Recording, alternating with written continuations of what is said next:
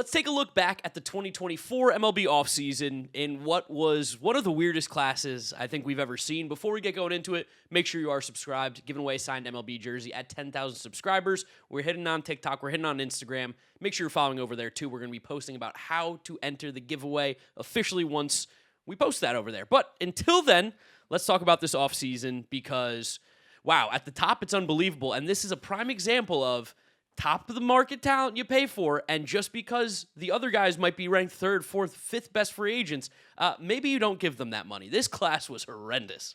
Oh, horrific, because you had, like you said at the top, Shohei Ohtani and Yoshinobu Yamamoto going to the Dodgers on, at the time, the biggest deals ever for a hitter and for a pitcher and a player. And then besides that, it was a lot of literal garbage. In this entire 2024 offseason, there were only 11 contracts given out that had over $50 million of total value. The whole thing. It's vile. It's gross. I think this is fun to also look back on now as we've hit the mud with this offseason.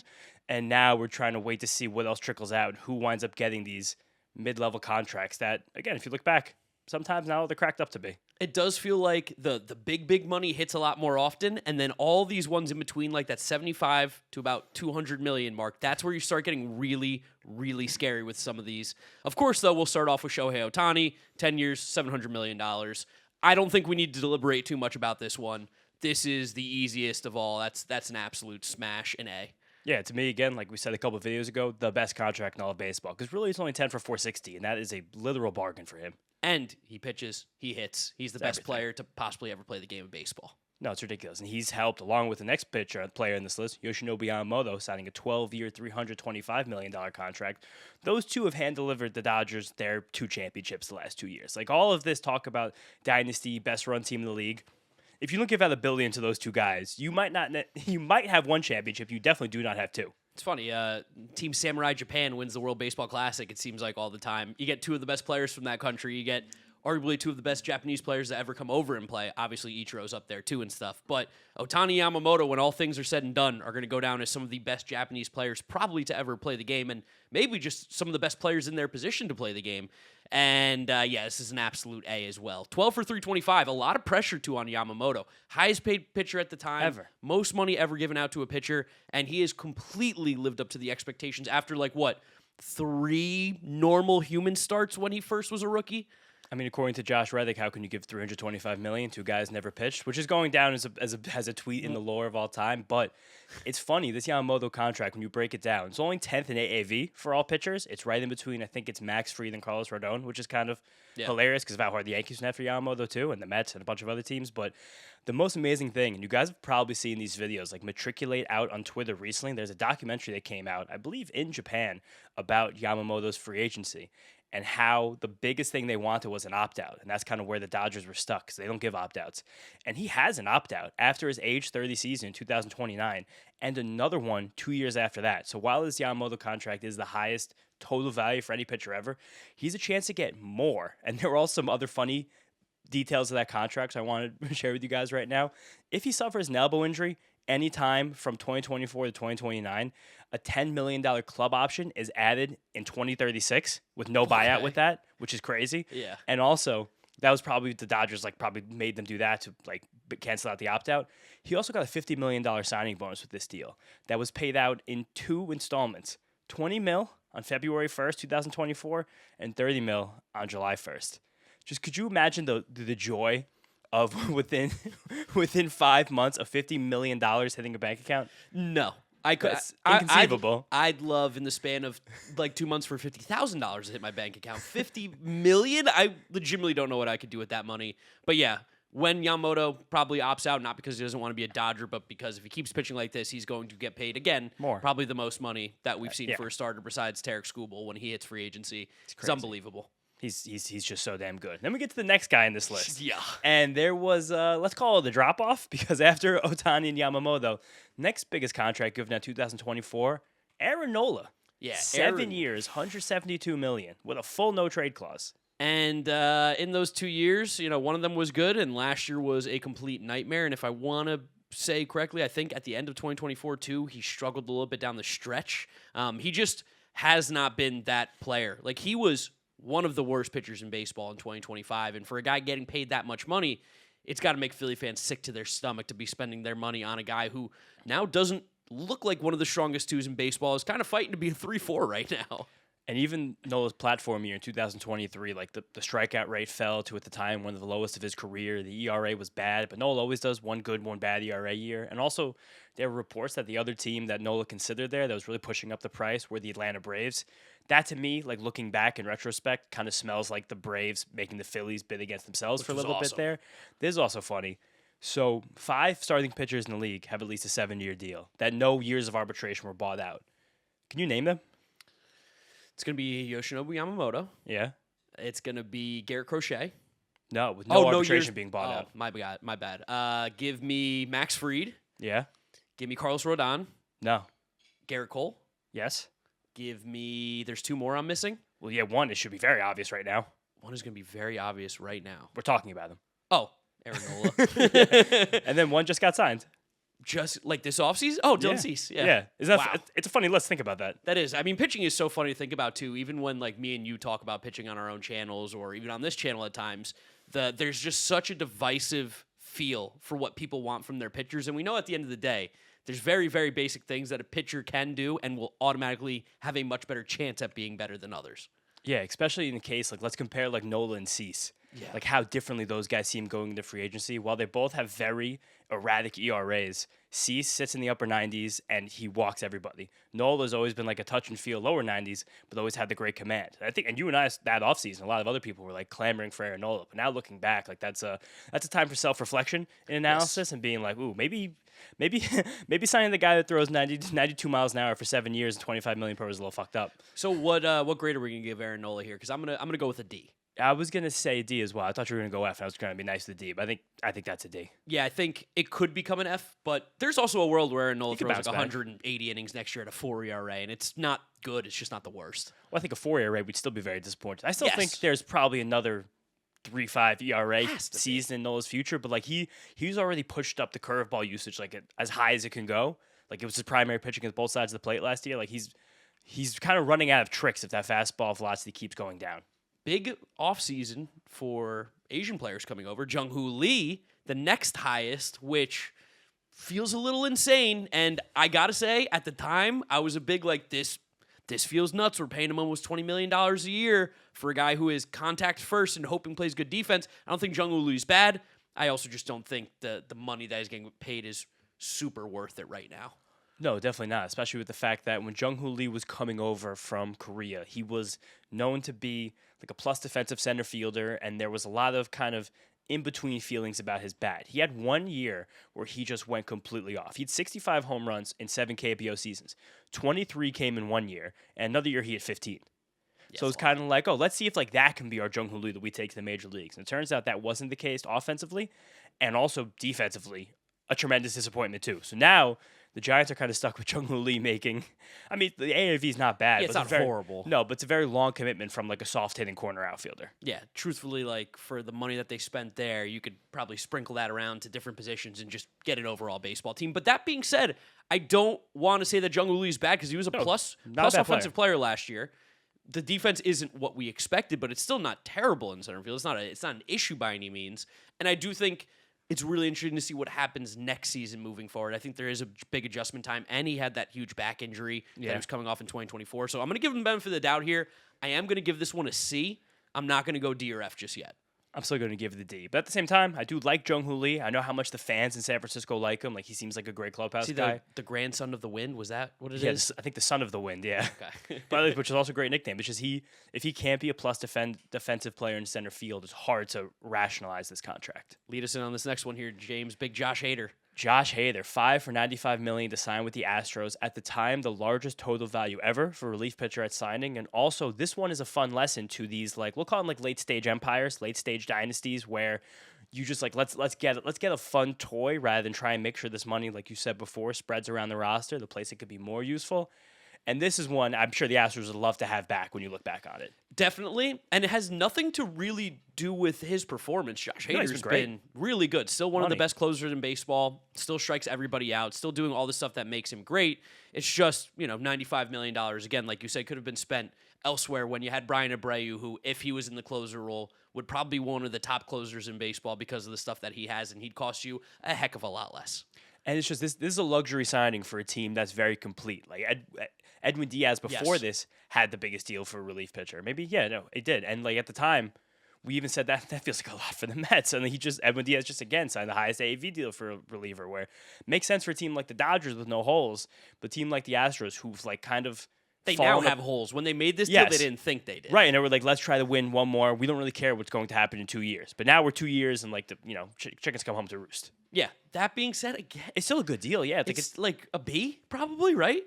I think I still will give it a C because you got to have a little foresight, I think, in these situations. When you're a team like the Astros and you've lost a big chunk of your farm system from the cheating scandal and you didn't have the most money to begin with, like then this is how you get the situations where then you have to trade Kyle Tucker, the plug and play, the other spots on your team the next year. I like James being a little bit of a hater on hater right here. I like that. All right. Nothing against hater. No, I know. Next up, Cody Bellinger signing with the Cubs. The 3-year, $30 million or $80 million contract with the opt-outs, with everything that was going on. So weird. I will say, like, his year with the Cubs, he was good with them. Yeah, with the Cubs was one not so good year, one good year, and then the Yankees really good year.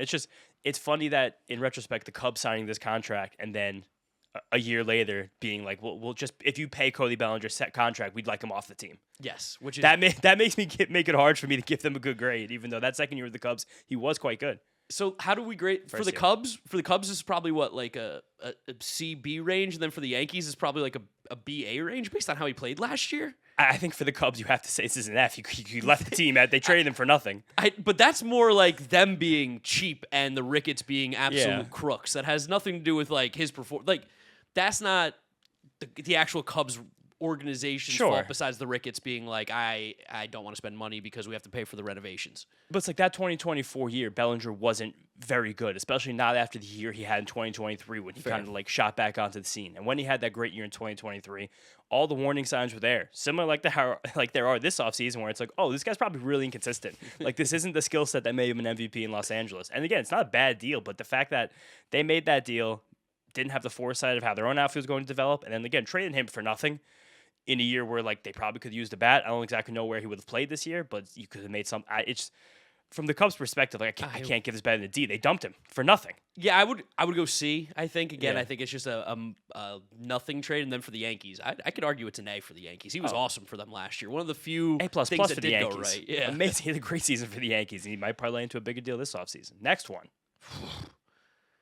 Eduardo Rodriguez, Erod. My goodness. He was someone who in Boston was so awesome. And similarly, you looked at it and you're like, we probably should have like cared a little bit more and looked into why he was awesome and realized, not really anything that jumped off the page. Like he did throw a little bit harder, obviously, and I think he was in better shape than he's ever been in Arizona because as soon as he got there, he was hurt. He got out of shape, and he's been legitimately one of the worst pitchers in baseball since he got into the state of Arizona. 4 years, $80 million. The contract's actually, like, okay, relatively speaking. It's not that you would have thought, like, $20 million a year for 4 years for Erod? Sure, we'll take the risk. Like, how bad could he be? And then you see how bad he is. You're like, oh, this is actually one of the worst contracts in baseball. Especially because it's funny. Like, that year from Erod was, first of all, just barely coming off when he just didn't show up for the second half of 2022. So weird. Really easy to forget that. And then he denied the trade to the Dodgers, which was also really weird. But then that was the best year of his career, 2023. And it was pitching in one of the best pitchers' parks in the league. His ERA was a half run lower than it was in any other season he had. His whip was low too. But like there wasn't really doing any of the things that you were like, yeah, this is definitely going to be very transferable going into the future. Like the strikeout rate was low, the swing and miss was low. Like it felt pretty clear that Erod was not going to be able to cash in on this contract. No, it ended up being very clear as soon as you saw him, and I think he missed time early on too with the Diamondbacks. They've had some real misses, god awful luck with specifically signing pitchers these last couple off seasons. And it's a shame because so few small market teams. I sometimes I don't know whether to call them a small market team because that Phoenix area is so massive, but like they kind of operate small market-ish. That's kind of like the classic mid-market. I feel like everywhere else in America except New York City and maybe LA, like will say they're from a city, and then you're like, oh, how far? Like, oh, an hour outside of Charlotte. You're like, you're not from Charlotte. I mean, driving 60 miles in the Arizona desert is one of the easiest things in the world. You're going to get in Phoenix every you want to get there. But it's just, I hate when teams like go for it who are in that range of teams and then they have these failures. And then ownership goes to GMs like, we have to stop spending this money because we're getting nothing from these guys. Like between Erod, Jordan Montgomery, and Corbin Burns, it's like that. And Madison Bumgarner. Jeez, I mean, they got to stop. What the hell is going on with the pitching? They should stop signing veteran pitchers. Like that, like missing on, I guess, we'll even give it the cumulative those 4 guys. Like, that's going to set this franchise back like a half decade. That's like $400 million worth of down the drain. Tough pitching contracts. Corbin Burns, unfortunate. He would have been good. He's just hurt right now. And I think he will be this year again. Yes. All right. Another pitcher on the board here. Sonny Gray, 3 years. Wait, did we officially both give Erod an F? Oh, no, we didn't. F. Yeah, that F. one's obvious if you didn't know. Sonny Gray, 3 years, $75 million. I've never been the biggest Sonny Gray guy. I felt like this was crazy money for him. I know it's a short period of time, but for a guy who's really more of a 2-3 and more of a strong 3 than he is a 2, felt like $25 million a year for him was tough. But I guess you're paying for the consistency because he is consistent. And I, even at the time, I think we talked about this, like this contract so much more in the Erod signing and a lot of the other pitcher deals that are being signed because with Sonny Gray still gets you swings and misses. Like that's the thing you can have the most faith in moving on year after year after year. The crazy thing about this trade, though, was how cash poor the Cardinals were and how much they backloaded this contract and the miracle that they got to dump Sonny Gray right before the big thing kicked in because Sonny Gray waived a no-trade clause this past offseason to go to the Red Sox. He had a $35 million salary for this year. That was restructured, and I think now the Red Sox are only going to pay him something like $11 million for that after the trade. It's like it probably from the Cardinals' perspective, it worked out in that sense. I'm sure they weren't planning to trade him because they gave him a no trade clause, but it was crafty by them, John Mozeliak back there. Yeah, I don't really have any feeling though about this one. This feels like a total whatever contract, another C. I give him a B because he missed bats while he was there. The ERA was wonky, but that's baseball, Susan. Blake Snell, 2 years, $62 million contract with the Giants. Remember this? Fever dream. And what's really funny is like Spotrac on their positions, when they break it down, it will tell you like what starting pitcher they are in a rotation. Blake Snell, SP3. It's again now. He's the best pitcher. But this is a weird one because he only played half a season. Now, in that half of a season, the first half of that half of a season was horrible. So bad. And then like the last month and a half, Blake Snell went to being unhittable again. Best pitcher on earth. It's going to be a weird grade for this one because you kind of can't give it anything positive, even though he was still awesome. Yeah, that's the problem too. From the Giants' perspective, this deal was a catastrophic failure. Yes, because and also the fact that they signed Blake Snell to like try and be like, let's squeeze an ace in the top of our staff right at the end of the offseason. Basically, not even the end of the offseason, towards the beginning of the actual season.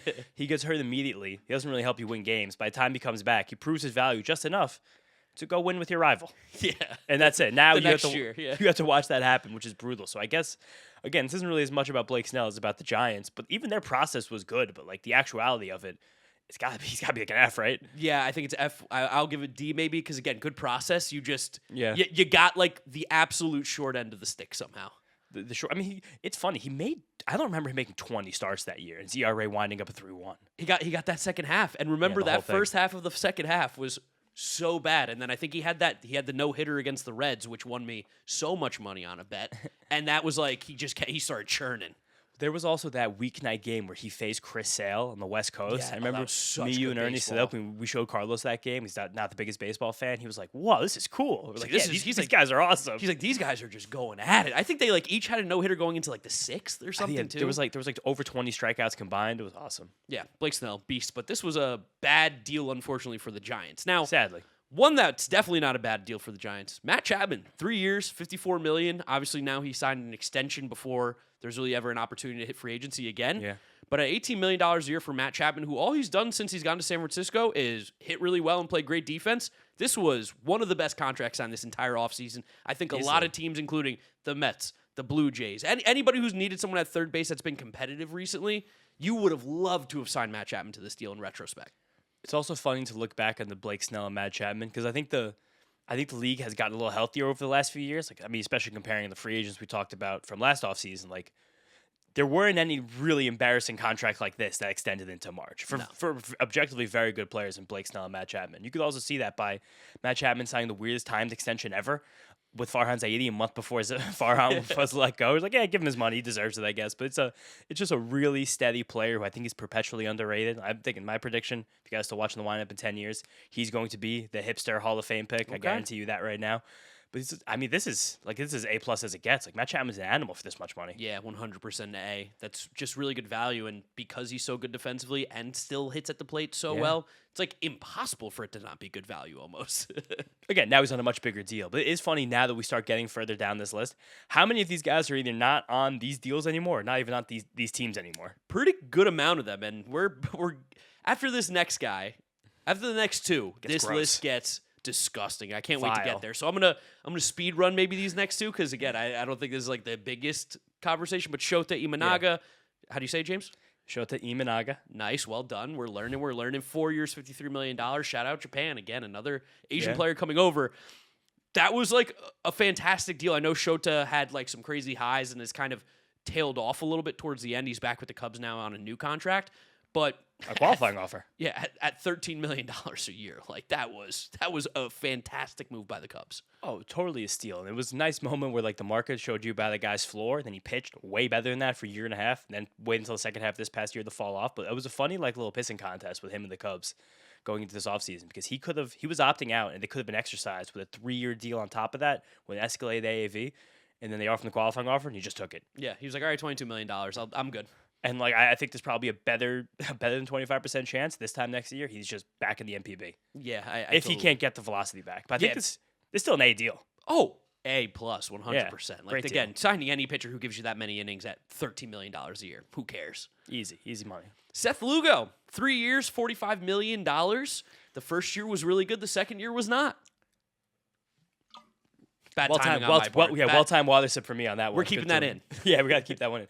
It's funny to even look at these and be like, how did Seth Lugo and Matt Chapman get like the same money in an offseason? It feels $3 million like AAV difference. Like sometimes you've talked about the hive mind thing that happens in Major League Baseball at times. Like this was a mega hive mind offseason, it feels like. Yeah, and like Lugo, when that contract was signed, I was like, that's a great deal. And that was for early one that offseason. I mean, maybe not early, but I think it was like around December-ish. Felt like great for both sides. Like Seth Lugo being a starting pitcher getting paid $50 million, sure, good for him and good for the Royals too. Like in that ballpark, you can see the years that he can have where he's just going to be one of the more productive pitchers in baseball.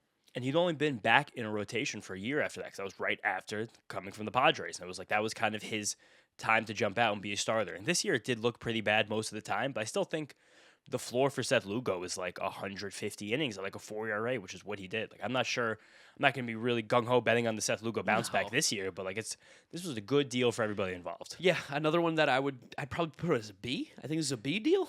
I'm with you on B there. I think it was a little too much to give an A, but it's a B. Okay. Time to get gross. Here we go, boys. And women, if there's any women watching. Here we go. All three of you guys. Jeimer Candelario. One of your previous favorite guys. Boys. You used to call him Heimer. Jeimer Candelario. 3 years, $45 million with the Reds from the Cubs. I can't believe how bad he was in Cincinnati. He's someone who it's like, he found himself playing in hard ballparks to play in forever. He played in Detroit, then played in Chicago where it's like pull the ball down the line, doesn't really help you. And then he went to Cincinnati, and he's just out of baseball. He doesn't play in the majors anymore. Nobody has any interest. There's no feelers. There's nothing. His career's over. Like, what? And it kind of like deservedly so based on what's happened the last few years. Like that first year, he had the chance to play every day in Cincinnati, and he had under a 280 on base percentage. Oh, God.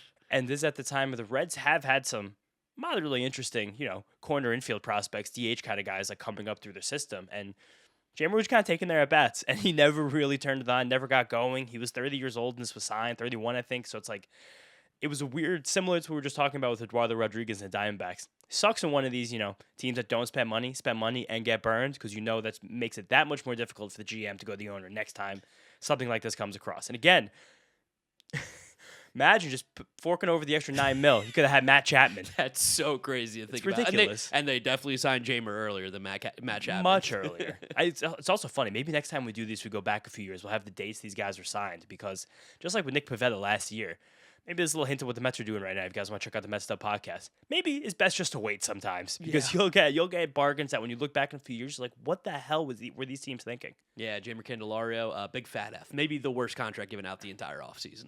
No, next one, another pretty bad one looking back. Besides for one big reason, Jordan Hicks. 4 years, $44 million. At the time, there was a big movement to make Jordan Hicks a starting pitcher. He tried to start most of that year, and he just wound up basically not throwing anything except sinkers because he couldn't command anything else. No, it's just the velocity fell. It was a very weird idea at the time. This has been the rage for the last few years. Like, find the reliever, make him a starter, but we're just not.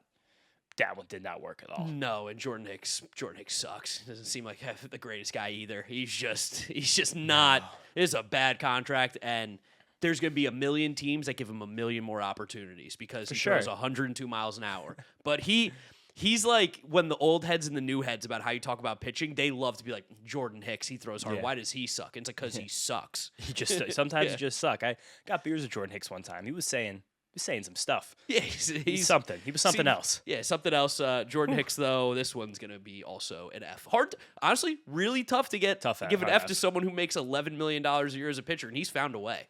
No, I mean, again, it's also going to be a funny footnote that he was just the big part of the Rafael Devers trade. Not the big part, but like he was a legitimate piece of that deal, which is like, you're going to look back like, why? Yeah. He's got 2 more years in this deal. That's a good point. Yeah, where's he going? I mean, but this, like, as we keep going down these guys, like, think about how many are not on these teams anymore. Like, Bellinger traded, Eduardo Rodriguez, they hope, Sonny Gray traded, Blake Snell opted out, Matt Chapman had to sign the extension, Shota got QO'd, like, Candelario's out of baseball. Next up, Jorge Soler, 3 years, $42 million. Also, a footnote on a bizarre move last offseason where, first of all, he went from the Giants, then to, was it the Braves again? Yeah, Braves again. And he was fantastic again because he went back to Atlanta and was ready to play baseball all of a sudden. Also, never made sense for him to go to San Francisco for the type of player that he is. That ballpark does not fit his game. So that was a horrible fit. Gets traded to the Braves, goes back, and then the Braves are like, well, we kind of can't be rocking 2 DHs in this team with Ozuna from the Braves and Jorge Soler. So they traded him to the Angels, and the Angels were happy to take him in his horrible contract, give him a pitcher, and then the Braves cut the pitcher. The Mets signed for $4 million. Griffin Canning was awesome. Both of those teams could have used Griffin Canning. Everybody in that trade could have used Griffin Canning, and the guy who's the least valuable in all of them is Jorge Soler.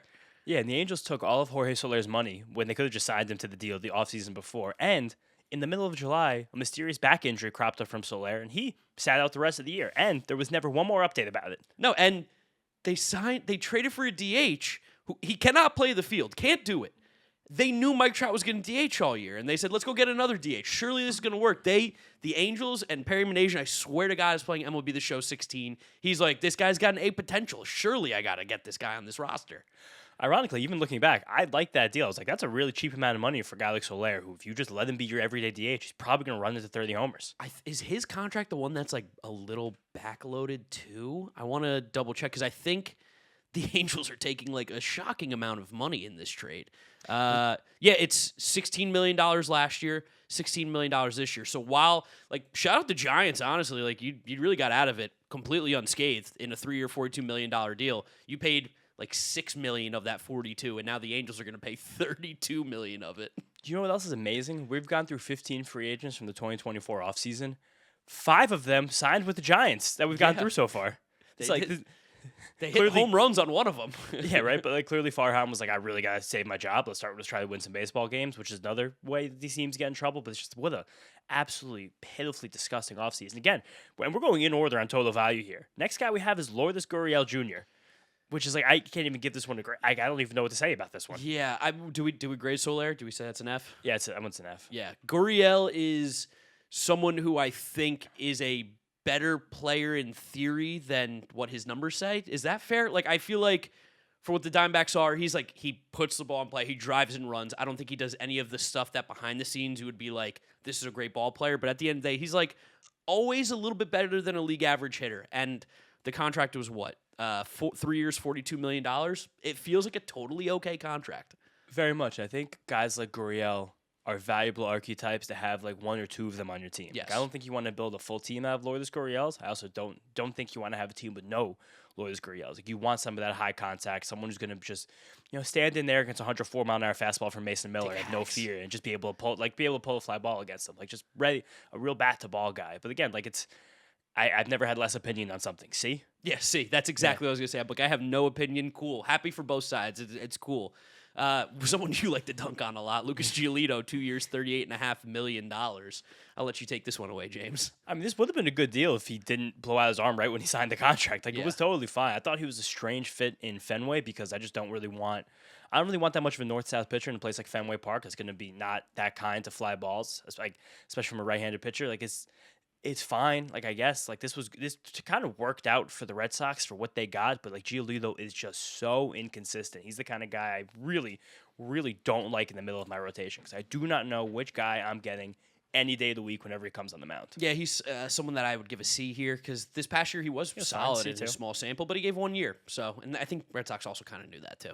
Yeah, I mean, I think so probably, but it's a weird one for a Red Sox team at the time. Was like, where are they going to find pitching? It was like, it's probably not going to be Lucas Giolito, but this list is getting much, much worse as we continue to go on because next up, Marcus Stroman to the Yankees on a 2-year, $37 million contract. 2 years ago, a Major League Baseball team gave Marcus Stroman almost a $20 million AAV. I was going to say, they paid American currency. They gave a lot of it. They gave real cash money to Marcus Stroman to go out and be so terrible, so awful. And another guy's barely in baseball right now.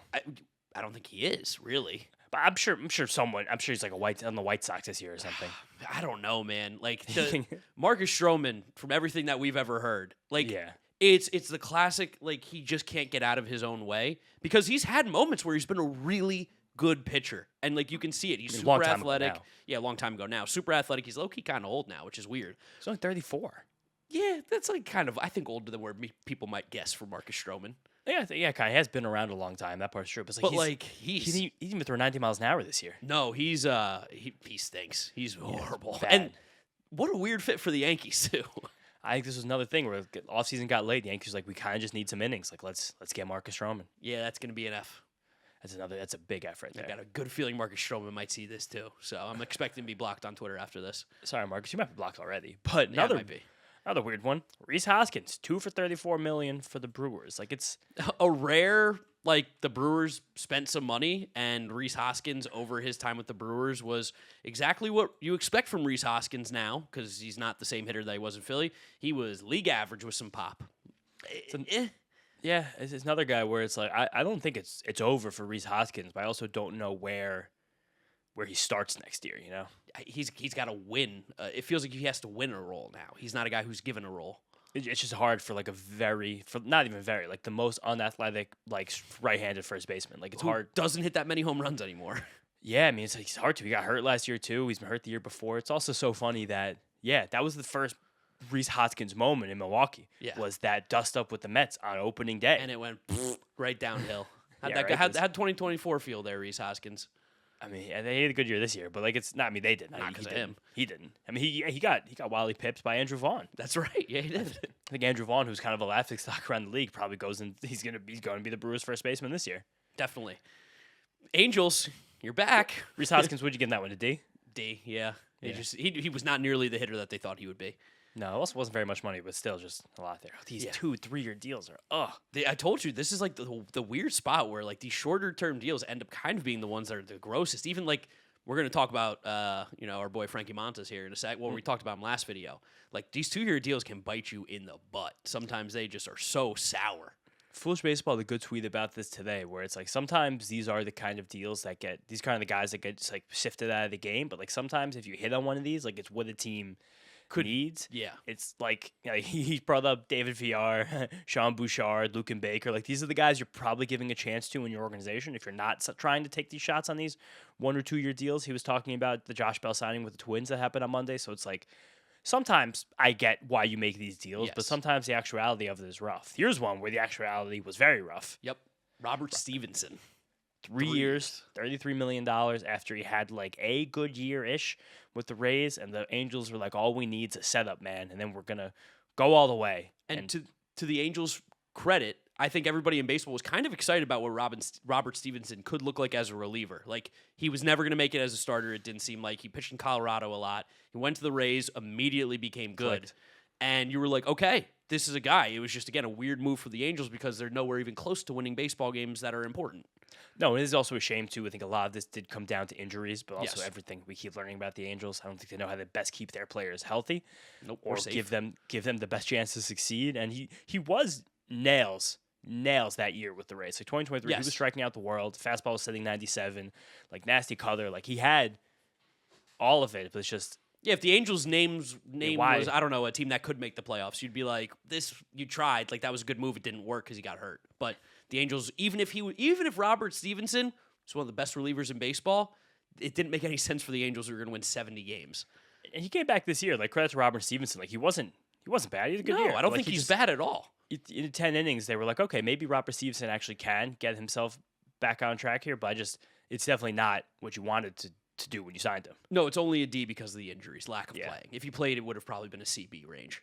Oh man, how many more are we gonna do here? These are vile. Want to just go fast? Because this next one actually Great. one of the best contracts given out this entire offseason. Michael Wacha, 2 years, $32 million. I don't know if you guys have been hip to what Michael Wacha's been doing over the last few years. And you know what? Shout out the 2020 Mets for getting Michael Wacha right. That's when things turned around for him because obviously he had the crazy good start to his career with the Cardinals, then hit a bunch of troubles, dealt with injuries, came to the Mets in 2020. The ERA was horrible, but the stuff looked really good. And since 2022, when he got to the Red Sox, he's been really, really good. In the last few years, 166 innings, 172 innings for the Royals. Just a straight-up solid pitcher. I want to get the ERA right now for the last 4 years of Michael Wacha. We have a 3.46 ERA over 600 innings. That's phenomenal. That's awesome. phenomenal. The back end of rotation for a team like the Royals who needed back end rotation stability, this was amazing. This also, when you look at a team like the Royals, like them signing Seth Lugo and Michael Wacha, for we're talking about all of these landmines and these like very cheap short contracts, that got them to the playoffs last year. It's what keeps them as a competitive organization when you look at that lineup and you're like, there's 3 major league hitters. I think that's an A for me because it's 2 years, 32. That's a wonderful deal. Easy A. And honestly, prior to the injuries, this was also looking like one of the best contracts up next. Reynaldo Lopez going to the Braves for 3 years, $30 million. Still very much is going to be a good grade, though, because in the time that he has pitched, he was awesome for Atlanta. Yeah, and the contracts like this to a guy like Reynaldo Lopez, like you can take the shot and make him a starter, and then you have your like 2024 where he's an excellent starter, like lights out on a per inning basis. Like he was one of the most effective guys in the National League, but then he deals with the injuries this year. He has the injuries and inconsistencies in his past. This year so far, Walt Weiss did a media availability last week. They're non-committal about Reynaldo Lopez in the rotation. They're like, if he needs to help us in the back end, we're comfortable with him to do that too, because you're only making $10 million. No, but I think this contract's still an A for me, just for the one great year they got. And he was because so he's good. healthy now. Yeah, that year is probably like a $30 million year in value for one season. Yeah, basically, probably about that. Next one. Yuki Matsui is one of my favorite contracts because he has all these stipulations in it where basically, like, if the Padres ever send him down, he holds them ransom. Like, they can't do it. He gets, like, a ton of money. There's all these crazy little negotiating things in there. Now, I'm going to say it's 5 years, $28 million. I don't give a shit. Who cares? It's $5 million a year for a left-handed reliever. Cool. That's my grade. Cool. Yeah, I mean, it's fun what he is, but, like, 5'8" pitchers who throw 92 miles an hour. I'm like, it's probably not the guy you want to give 5 years to. Yeah. So I see. Fine. Sure. He's in there. Sean Manaea, 2 years, $28 million. We know that the next contract's been terrible, but for that one, it was incredible. The 1 year, the $14 million that Sean Manaea made in 2024 was, again, similar to we just talked about the Royals. The whole reason, one of the biggest reasons the Mets went on their magical run that season. Like, he was a great addition to the clubhouse. They made some great adjustments with him mid-season where he dropped the arm slide, went more sidearm. He tried to mimic Chris Sale. Like, it was, even before that, at least he was still pitching to the deal. Then you kind of double down on that. It looks pretty bad in retrospect. But, like, this deal itself was an A. Yeah, no, 100% was an A. Let's just, what were some of the other ones you'd like to talk about here? Scroll Jordan Montgomery, 1 year, $25 million, again, to join Eduardo Rodriguez, and was one of the most disappointing off seasons for signing a starting pitcher ever. Like, that's... And then he had an option, too, so don't forget the option, because then he picked that up for this past year. And then there was the public feud between him and the Diamondbacks owner. Owner's like, I don't want him. And he's like, well, I'm going to pick up my option instead. I can't stand this guy stealing from me. And that's kind of how that wound up. Teoscar Hernandez, 1 year, $23.5 million. We know that one worked out pretty well. That's a great one. Fun one, Wandy Peralta getting 4 years, $16.5 million. The Padres signed 2 left-handed relievers in one offseason to a combined total of 9 years and like $35 million. I mean, some other really funny ones down this board, like the Tyler Mahle deal with the Rangers. Like, he only pitched, it was a 2 for 22. He only pitched half a year this year, and it was still great. I don't know if he can stay healthy, but if he can, I think he's still a good pitcher. It's crazy to think that Craig Kimbrell got paid $13 million 2 off seasons ago. Like he's cooked. Million. That's $13 nuts. million. Yeah. The same amount as Kyle Gibson, who's also he's done. That's Justin over. Turner's done. He got paid $13 million. JD Martinez is done. He got paid $12 million. In like April, basically that was one of the best deals. Wow. One of the best deals down this board. Emilio Pagan, 2 years, $16 million. He was a lights out closer this past year for the Reds. They just re-upped him at 2 for 40 or 2 Mets for 38. saved Luis Severino's career. 1 year, $13 million is so insanely cheap for the value he gave. And that was basically just him being like, I don't want to move. And now he's on a $70 million contract with the Athletics. I'm trying to see if there's any sneaky ones down the oh, man. Remember the Padres signed Woo Suk Go? That guy's never even come close to the major leagues. Brother, Roldis Chapman. Remember he played for the Pirates? Yeah, for like a little bit. Yeah. Kevin Kiermaier had that last run with the Blue Jays. Harrison Bader, 1 year for $10 million with the Mets, was pretty good at times. Your boy Matt Moore. Shintaro Fujinami. Yeah. Remember everybody in the Mets world was talking about him? I was locked in Shintaro Fujinami. Mike Clevenger got paid currency. That was pretty insane for a real garbage person. Tim Anderson got paid currency. Mets paid Joey Wendell money. Starting pitcher Joey Gallo made $5 million from the Nationals. You know what was one of the better ones? Jurickson Profar, 1 year, $1 million. Remember how good he was in 2024? He was arguably the best left fielder in baseball that season. Remember the Mets had to sign Julio Teheran in April to pitch a game? Pitch a game against the Braves where he gave up like 8. Mets won that game. Shout out DJ Stewart. And people tried to pretend J.D. Davis was still going to be a thing. Yeah, I mean, there's some names on here of guys. I don't know who. Jorge Lopez. Jorge Lopez, shout out to him. I don't know who Ricky Vanasco is. I'm unsure. He got paid American dollars. Paul DeJong actually hit well enough for the White Sox to justify the $2 million he made. Lou Trevino, Trevor Gott, Chase Anderson, our boy. The sleeper cell, Michael Tonkin. How could I forget? This was a good one. Austin Voth became a pretty okay reliever for a good chunk of the season for the Mariners. He only made $1.2 million. Like Cooper Criswell, current Met, 1 year for $1 million. Like this. Ben Lively gave the Guardians a lot of good innings for $750,000 that year. Josh Fleming, Penn Murphy. Low key, one of the best moves. This is where I'm going to end it for the names I'm mentioning. Yeah. Tim Hill to the Yankees, $740,000. Tim Hill is a premier move. left-handed reliever. Cody Poteet with the Yankees. They traded him for Cody Bellinger. Yeah, they paid Cody Poteet $750,000 and then shipped him out. There are so many guys on this list who are like already working in media. Like Kevin Pillar, Lance Lynn. Like also, this is a good one too. Brad Keller. I know he didn't really pitch for the Red Sox, but at least got his career pushing in the right direction again. And now that's got him in a spot where I think he's going to sign a pretty decent deal this offseason. Cardinals paid Keenan Middleton $6 million. Yeah. That's crazy. Jason, this was another one. Kirby Yates. He got signed to the Rangers for nothing. And he was one of the best relievers in baseball. There's some looking at the back end of these contracts are always going to be interesting. And I'd love to know what you guys think about it down in the comment section below. We'll go 3 years back. Like me and James will just go through all the years of baseball and give you our thoughts and opinions. If you keep liking it, you like the previous one, you like this one, drop a like, subscribe, let us know in the comment section. Performance. We play off performance. This gets views, we'll do another one. Anything else there, James? Or no, good to go. It's fun scrolling down these lists. If you guys want us to do it again, we'll go back 10 years. We'll have a good time with this. Well, it's just 40 minutes of really, really specific, dense ball talk by the boys. Aaron Hicks and Matt Carpenter signed contracts 2 years ago. Think about what we know now. Dude, Whit Merrifield's on here. Whit Merrifield got $8 million from the Phillies. It's crazy looking at these lists. But thank you guys all so much. Yeah, thank you. Appreciate you. Don't forget to subscribe, and we'll catch you on the next one. Peace out.